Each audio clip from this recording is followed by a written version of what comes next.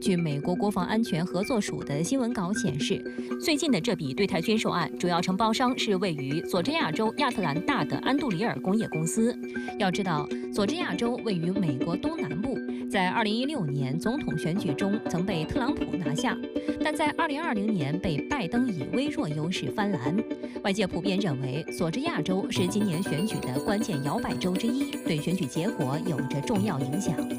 而值得一提的是，主承包商安杜里尔工业公司创始人帕尔默·勒基实际上是特朗普的忠粉。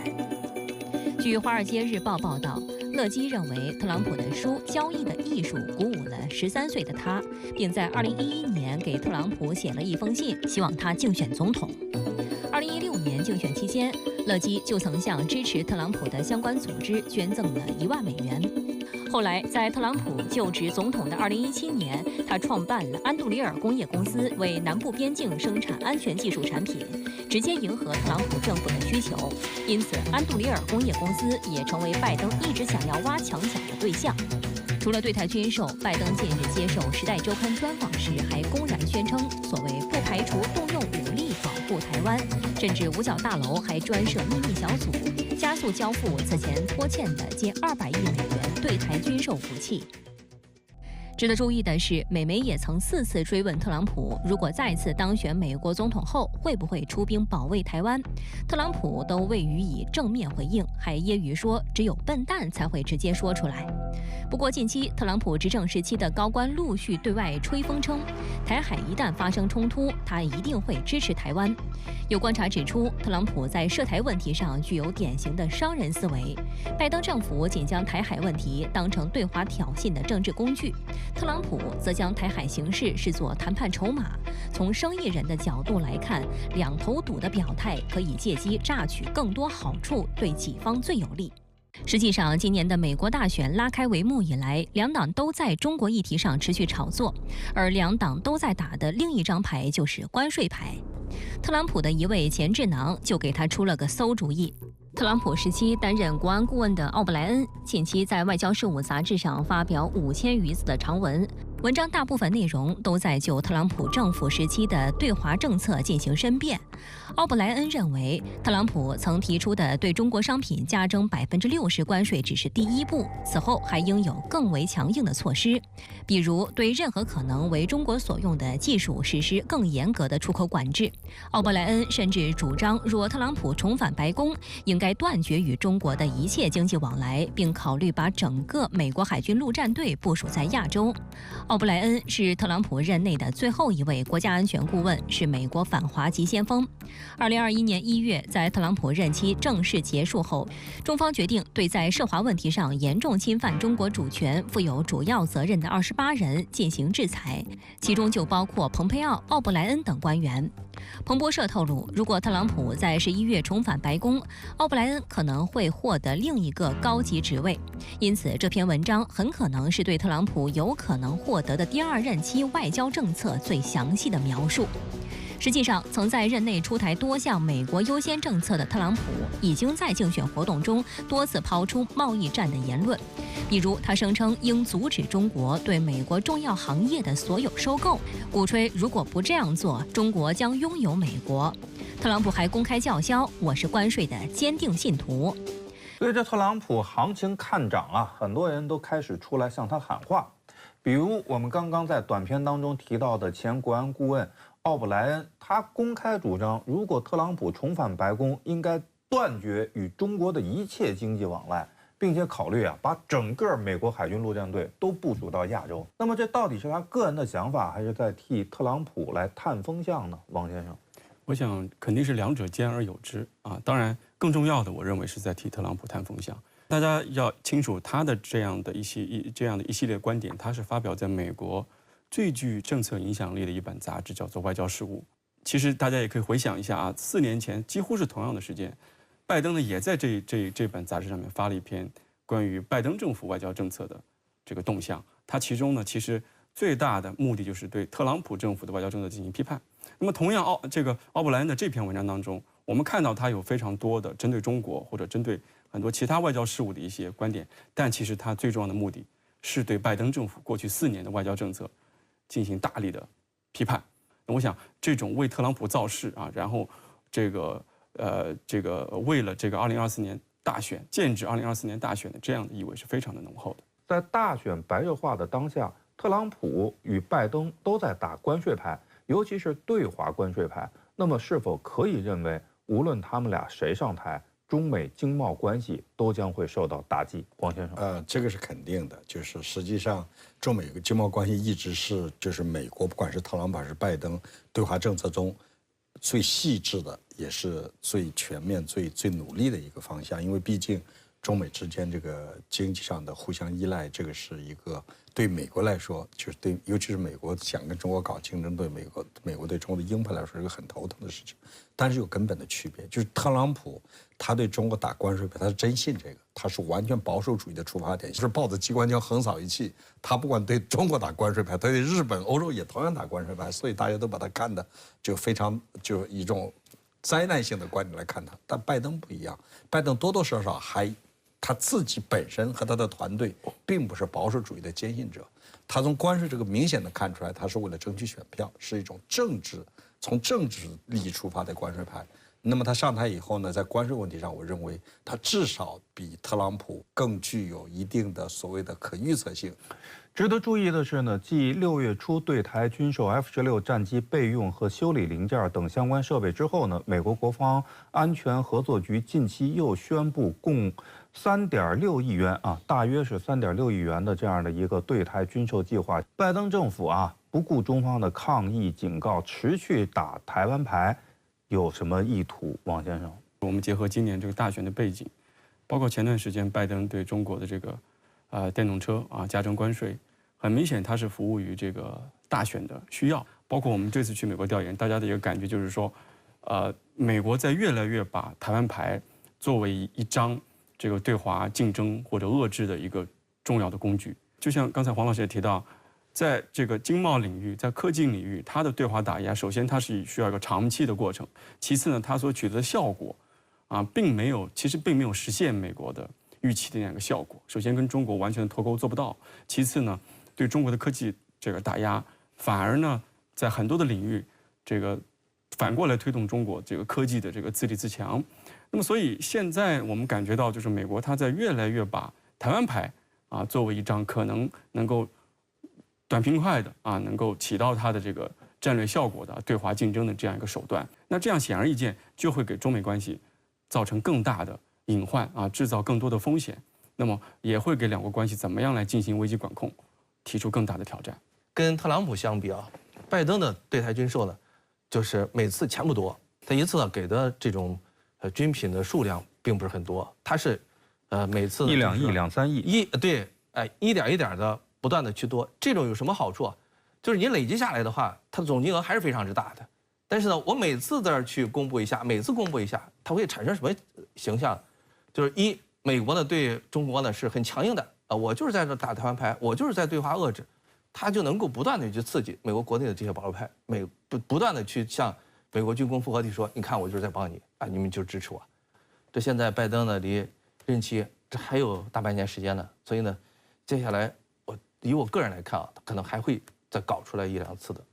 美国在台湾牌，它是有一整套的战略设计的，它不仅仅是说这个最大程度利用台湾的价值等等，它是通过这个达到好几个目的。就是第一，当然是让对方感到软弱；第二，打乱你民族复兴大业的节奏和步骤，乱你的方寸；第三，想要挑起你内部的争论和矛盾；最后制造一个不太友好的投资环境，让其他不准来投资你。所有这些呢，它是一个整套的一个组合拳。所以我们在对付这一点上呢，我们确实要保持自己的定力，不要让美国打乱了我们的节奏，打乱了步骤。我认为这一点呢，从现在中央领导的一些对台湾问题的决策，我们是看得非常清楚，这一点是有定力的，也就是说，有信心、有恒心、有耐心。近日，在英国《卫报》发布的一份调查中，有56%的美国人认为美国正处于经济衰退之中，55%的美国人认为美国经济只会变得更糟，并表示街上每个人都说经济很糟糕。然而，美国统计局近期公布的经济数据却显示，美国经济正在强劲复苏。这种官方数字与社会大众之间产生的矛盾被专家称为氛围衰退。而这对于寻求连任的美国总统拜登而言绝非好事。实际上，自拜登上台以来，拉动美国制造业回流 ，GDP 增速快速反弹，失业率长期维持低位，拜登经济学也成为了拜登团队吸引选民的关键抓手。然而，尽管美国经济在宏观层面表现强劲，但在实际收入不及预期的情况下，民众仍旧很难买账。据今年初《华尔街日报》民调显示，在决定前2次美国大选结果的7个摇摆州中，当被问及拜登和特朗普谁能更好治理美国经济时，只有34%的受访者选择拜登。民主党籍民调专家塞琳达·莱克说：“经济数据似乎正在变好，但民众感受越来越差，这对拜登来说是最凶险的情况。”对此，白宫办公厅前主任罗恩·克莱因批评说，拜登每周有2至3场活动是给桥梁剪彩，但现实情况是，杂货店里的鸡蛋和牛奶等生活必需品价格太高，而该死的桥根本不能解决紧迫的民生问题。拜登他通过一系列重大的立法试图制造一个拜登经济学的这样一个繁荣的景象，但是这些都是账面上的，都是数据上的体现，而从普通民众的观感上来讲，并没有解决他们现在所面临的急迫的这样一系列问题。我觉得拜登现在他希望能够进一步的走进这个基层，能够给民众带来一些实际的这样一种获得感。我们知道未来也就是没有几个月的时间了，拜登其实可做的不多。事实上，拜登执政4年来，在外交方面也十分严重，特别是自新一轮巴以冲突爆发以来，拜登一味偏袒以色列，激化地区矛盾，不仅引发国内巨大反弹，也给美国的外交带来严重困境。6月21号，据美国《华盛顿邮报》报道，美国国务院巴以问题专家、负责以色列巴勒斯坦事务的副助理国务卿安德鲁·米勒因加沙危机辞职。美媒称，米勒辞职的官方理由是家庭原因，但3位知情人士透露，米勒是因为拜登政府在巴以冲突中不顾外界反对，坚持支持以色列的态度而辞职的。而他也是迄今为止辞职的美国最高级别官员。此前已有多名美国官员因不满美国政府处理本轮巴以冲突的方式而辞职。拜登政府在一些重大的国际热点问题上，他的处理不当，那么这实际上在国际上是带来了相当负面的影响，尤其是在这个中东地区以及在广大的发展中世界，他们对于拜登政府的这一政策是感到严重的不满的。所以使得拜登政府的这个过去的这个在外交政治上所取得的很多成果，实际上是有所倒退的。值得注意的是，6月18号，以色列总理内塔尼亚胡在社交媒体上发布了一段视频，批评美方在过去几个月里一直扣留向以色列提供的武器和弹药。That in the past few months, the administration has been withholding weapons and ammunition to Israel, America's closest ally, fighting for its life, fighting against Iran. 内塔尼亚胡的视频激怒了拜登的顾问，他指责内塔尼亚胡此举是忘恩负义。白宫随后取消了原定于20号举行的美以高级别战略对话。美媒报道指出，拜登团队与内塔尼亚胡团队的关系正处于新一轮巴以冲突以来最紧张状态。以色列国土报引述不愿透露姓名的以色列高级官员消息表示，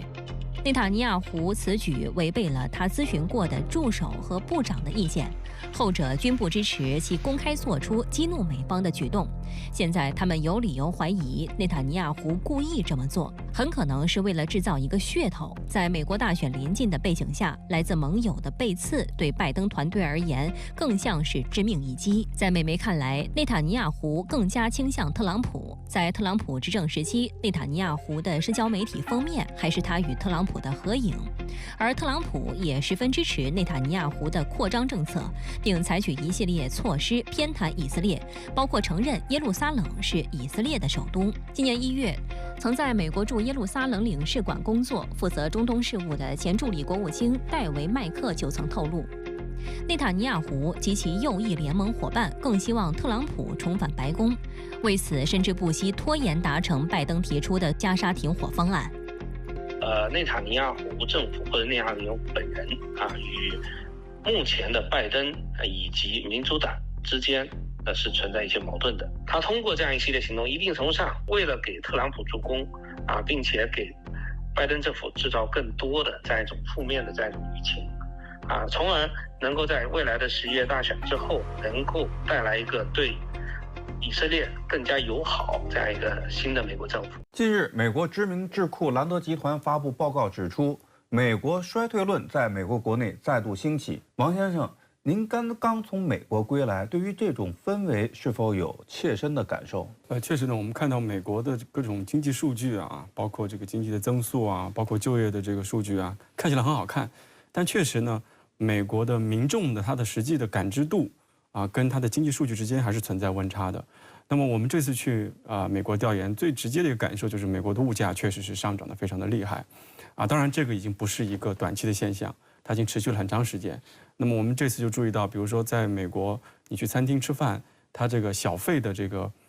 标准最低已经上升到了18%甚至20%，这个在以前是很难想象的。这就反映出来美国这个物价和人工的成本在上升。另外呢，在美国这个打出租车，他们的这个最多的抱怨就是这个物价，包括油价一直维持在一个比较高的水平。这个在美国这个中西部的摇摆州可能体现的会更为明显，因为南方一些州可能大家更关心这个移民问题，但是在这个制造业集中这些州，包括年轻选民比较多的州，大家可能对这种通胀所带来的经济的被剥夺感会有更深的感知。过去1年来呢，拜登政府也以拜登经济学为核心，在全美启动对其经济成果的大规模的宣传，却并没有带来选民的强劲的支持，这是什么原因？石先生怎么分析？美国就是你看数据它现在呢出现矛盾了，这是5月份的非农数据，一方面呢，美国的就业率很好，因为新增岗位是27.2万嘛，它的预期呢是18.5万，那显然呢这个增加呢远远超过预期，但是与此同时它的失业率呢是达到了4%，